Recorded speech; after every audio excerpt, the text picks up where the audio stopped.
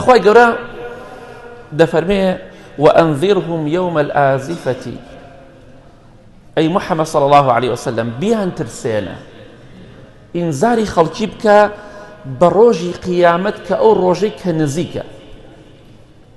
نزیکە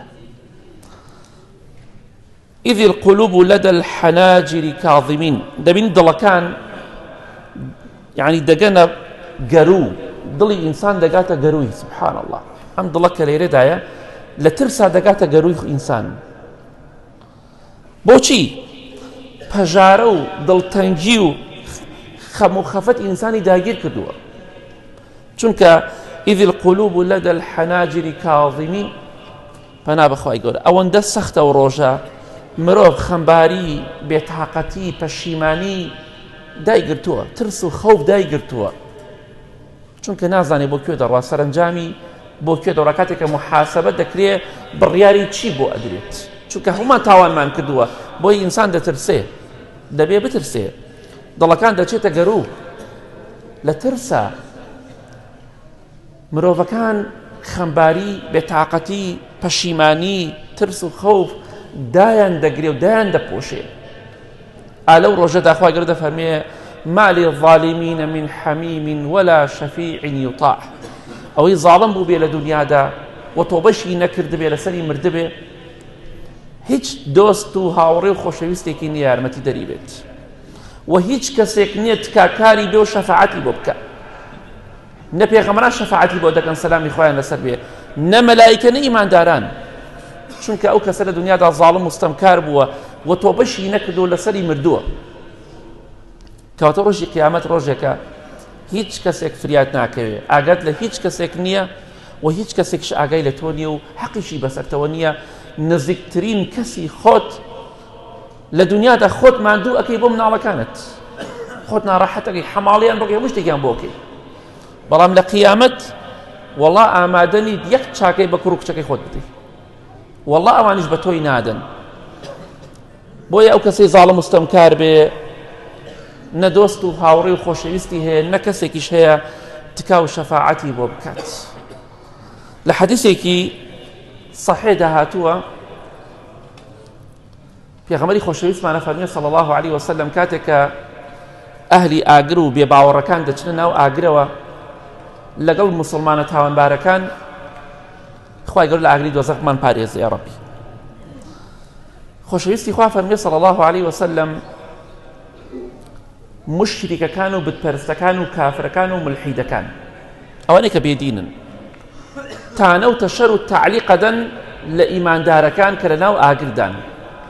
دەڵێن باشە ئێوە موسڵمان بوون ئێوە لە دنیادا خواتان پەرست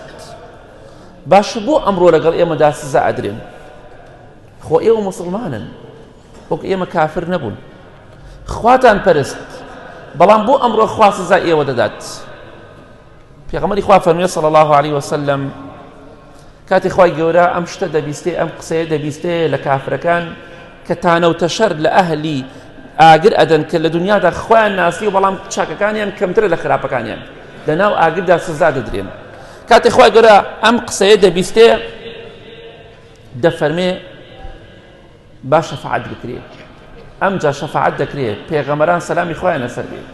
مەلایکەکان ئیمانداران هەمویان شەفاعەتەکەن خەڵکێکی زۆر زۆر زۆر لە جەهەنەم دەرەکەنە دەرەوە هەتا خوای گەورە دەفەرمێ بڕۆن ئەو کەسەی بەقەد قورسایی و وەزنی دینارێک نیو دینار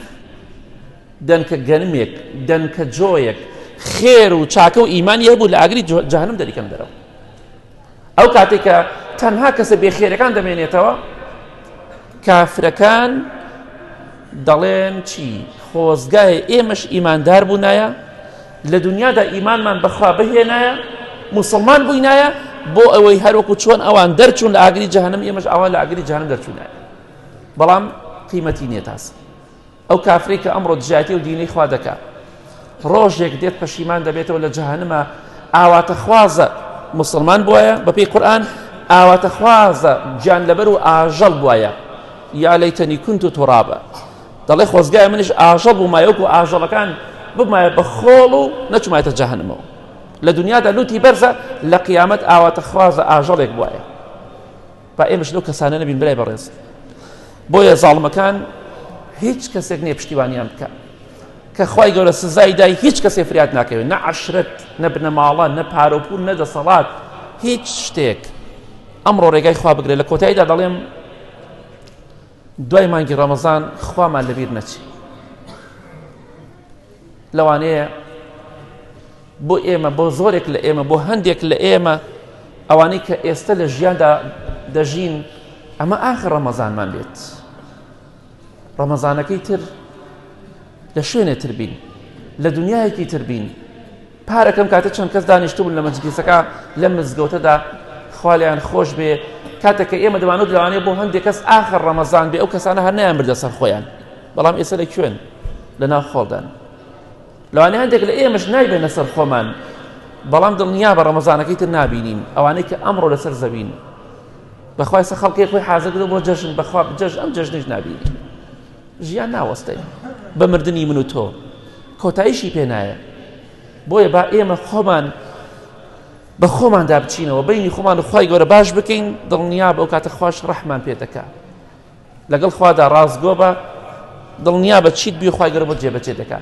چۆن گومان بە خوای گەورە بەری بێگومان خوای گەورە گومانەکەت جێبەجێ دەکا، بۆ مەرجی تۆ لەگەڵ خوادا ڕازگۆ بیت. بۆی ئینشاڵڵا با خوامان لەبیر نەچێ، حتا مردن عیبادەتی خوا بکەین، ئەو کاتە ئینشاڵڵا لە دنیا و قیامەت دڵخۆش دەبین.